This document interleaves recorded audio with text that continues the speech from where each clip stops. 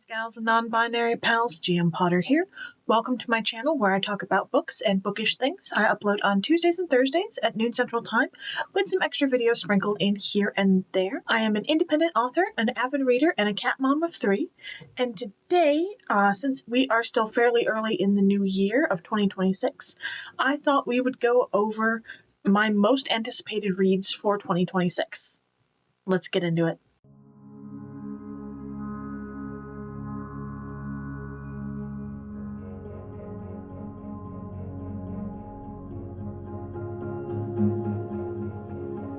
There are several books that I want to read. Some of these I have pre-ordered, some of them I have not.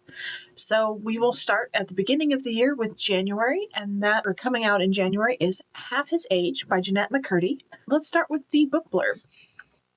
From the #1 New York Times bestselling author of I'm Glad My Mom Died comes a sad, funny, and thrilling novel about sex, consumerism, class, desire, loneliness, the internet, rage, intimacy, power, and the oftentimes misguided lengths we'll go in order to get what we want.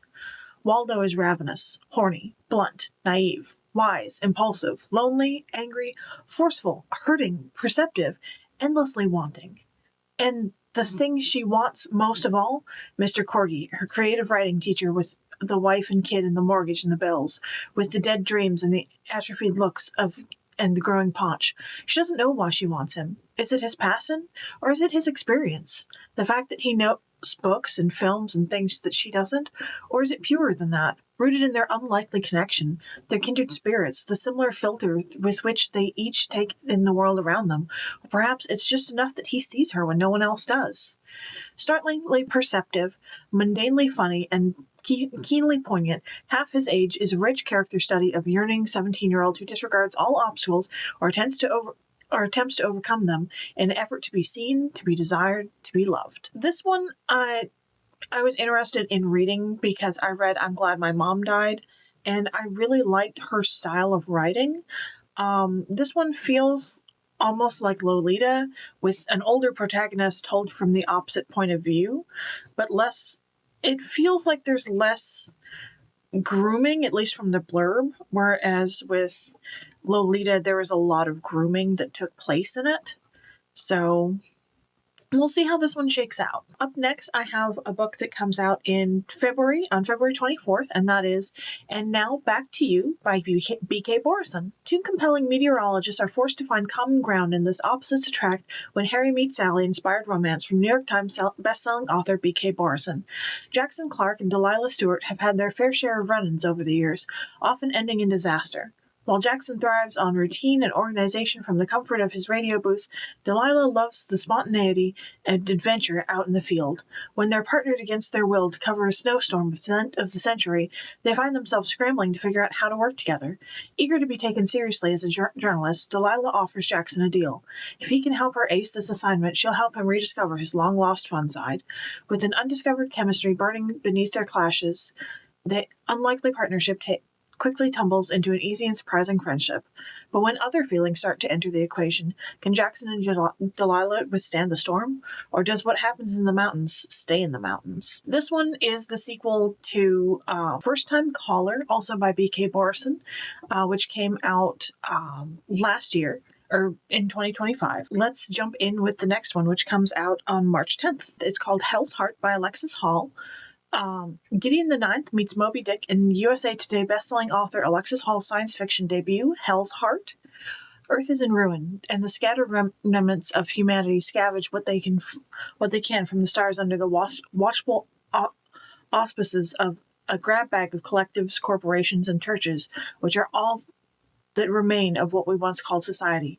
Having long exhausted any conventional sources of energy, life in the solar system is now sustained by a volatile, hallucinogenic substance called spermaceti, which, harvested from the brains of vast crustacean-like leviathans, swim the atmospheric currents of Jupiter. Finding himself with no money and little to occupy her groundside, the narrator, takes a commission aboard a hunter bark Pequod as it sets out in pursuit of precious spermaceti. Once aboard, however, she finds herself pulled inexorably into the orbit of the bark's captain, a charismatic but fanatically driven woman who the narrator only names only as A.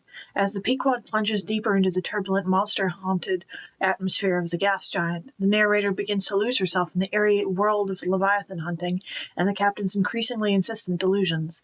The only thing that might keep her grounded is the bond she develops with Q, a woman from the wreck of old Earth, whose skin is marked by holographic light and who remembers things otherwise lost. This one just sounds fun. Alexis Hall, of course, being the author of such books as Boyfriend Material, Husband Material, Mortal Follies. Like, she writes fabulous queer books. I've read a few of hers, and everything I've read from her I've enjoyed. Also coming out in March, we have, this one comes out March 17th, we have You Did Nothing Wrong by C.G. Drews, put out Hazelthorne as well as Don't Let the Forest In. The blurb is, a relentless horror-inducing psychological suspense for fans of The Push and Baby Teeth by New York Times bestselling author C.G. Drews. Single mother Elodie's life has become a fairy tale. She's met Bren, equal parts golden retriever and devoted and sinfully handsome. He's whisked her and her autistic son Jude to the crumbling family house he's renovating. She has a new husband, a new house, and a new baby on the way. Everything is perfect. And then Jude claims he can hear voices in the walls. He says their renovations are hurting the house, and Elodie can't ignore it. Something strange is going on. The question is it the house or their son? Then one secret Elodie has been hiding is revealed. No one is safe anymore. A pulse-pounding, clever take on haunted house novel, You Did Nothing Wrong, examines the complexities of motherhood and the twisted bonds of family as it races to its shocking ending. So far, I have loved everything by this author, so I'm very excited for this new book to come out. I have not yet pre-ordered it, but I plan to soon. This next one is one that I have pre-ordered, and it is the sequel to The Rose Bargain by Sasha Payton Smith, and that is The Thorn Queen. Wed to one brother, in love with the other. Bridgerton, The Selection, and The Cruel Prince collide in this Victorian-inspired romantasy, the sequel to the instant New York Times bestseller, The Rose Bargain. Having won the hand of the fairy King Bram, Ivy is now Queen of England. But with his ascension to the throne, Bram unleashed the Fae into the human world. After hundreds of years of being kept from their favorite playthings, the others are looking to make up for lost time, and they do with their wicked revelry that sweeps through the country. To survive, Ivy acts the sweet, devoted wife. Behind the smile, she plots to banish her husband, save her sister Lydia, and reunite with the love of her life, Emmett. Yet Emmett and Lydia are trapped in the other world, where Fae games are deadlier than ever, and a queen must play most viciously of all, or see herself dethroned. Forbidden romance, deceptive bargains, and lethal court intrigue intertwine in this mesmerizing Fae romantasy sequel that will captivate fans of Once Upon a Broken Heart and Belladonna. I absolutely loved the first one. I had no idea what I was getting into. I got it in a book box, and it was so good I had to have the next one. On to another one, which I've also pre-ordered. This one comes out in May on the 19th. It's Magic and Romance number 2. It's the sequel to The Entanglement of Rival Wizards, and that being The Fake Divination Offense.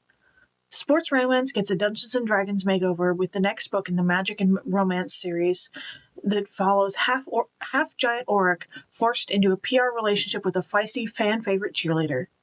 Auric, star defensive tank on the Philadelphia Hellhounds Raw Ball team, half-giant patron Orzoth, god of strength. Only Auric's tired of being tied to a god known for aggression, so don't tell his mother. He's planning on renouncing Urzoth until the cult of Galaxian, Urzoth's sworn enemy, ends up causing a lot of damage through their ill-advised attempts to summon him, and the followers of both deities find themselves blamed for the long-standing feud and its ramifications. Alexo, cheerleading intern for the Hellhounds, smells like apples, which Auric only knows because he picked Alexo up accidentally.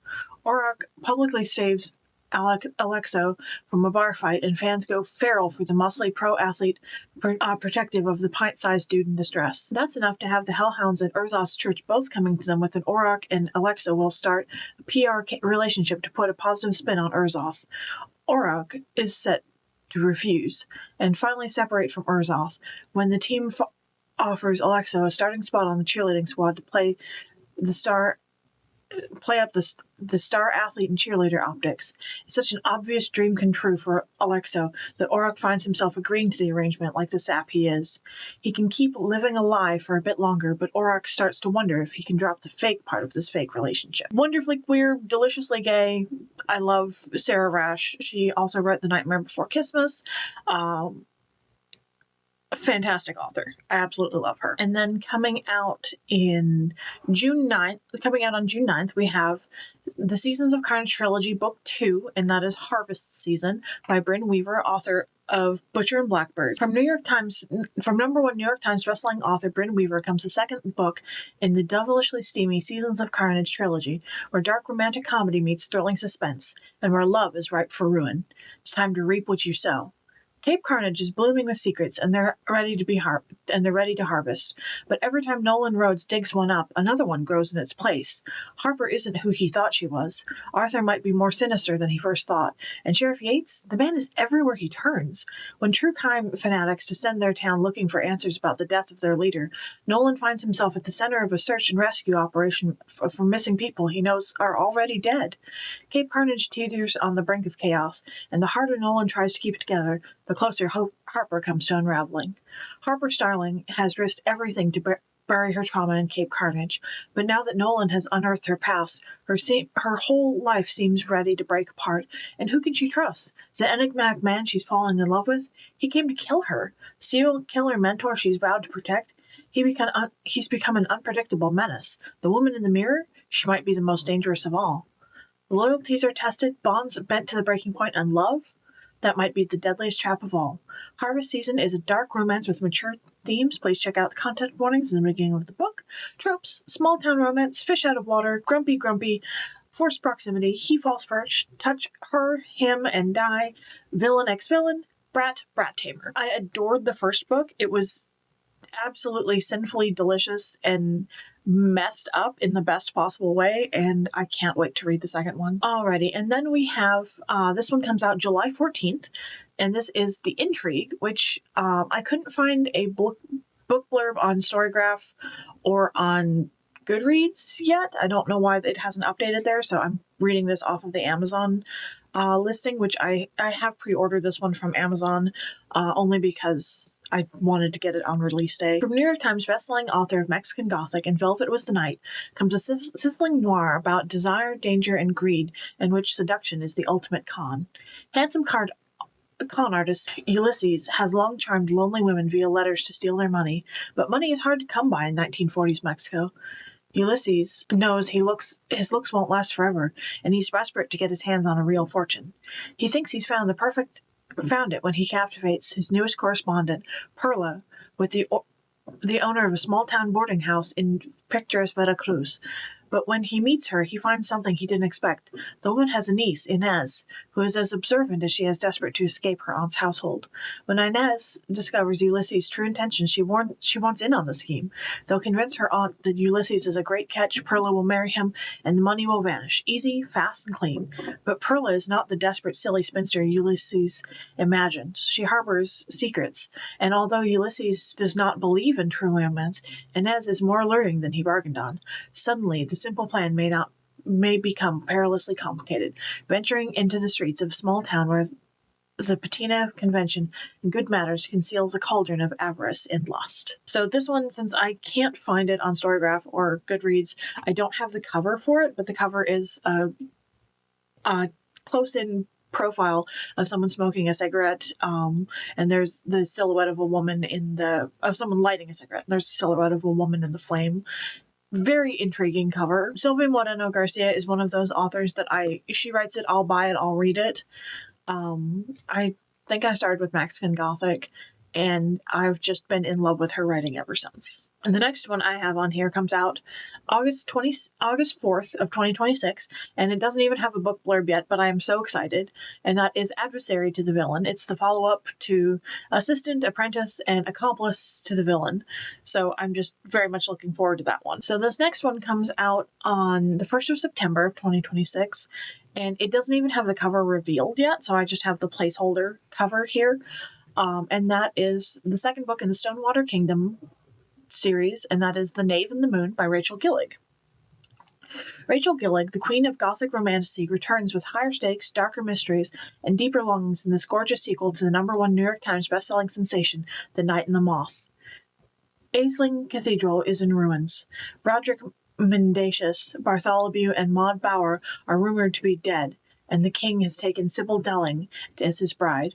To show off their union and solidify his power over Torm, Benji proposes a series of tournaments throughout the hamlets. Captive and drugged, Sybil remains determined to vanquish him as she once did the Omens, even if she destroys the kingdom's faith and herself in the process. But then a mysterious knave rises to the top of the list, a man with no name and no memory who might just be Sybil's ticket to undoing Benji's power. For in a land where stories repeat themselves, where a king can prove as cruel as a god, the only way to truly destroy Stonewater Kingdom's faith is to save it. I was enraptured by the first book. I expect to be enraptured by the second book. And then the last book that I am so excited for also comes out in September. This one comes out September 8th, and this is Cemetery Boys 2, Espiritu by Aidan Thomas. Ever since being sacrificed as part of a forbidden ritual, Julian has been able to see and communicate with the spirits of the Brujex, and that would be okay if it allowed him to be part of his boyfriend's community. But Julian is also seeing other things, shadows in the corners of his eyes, glowing eyes in the dark, and dark spots on people, gaping black gashes that are somehow wrong.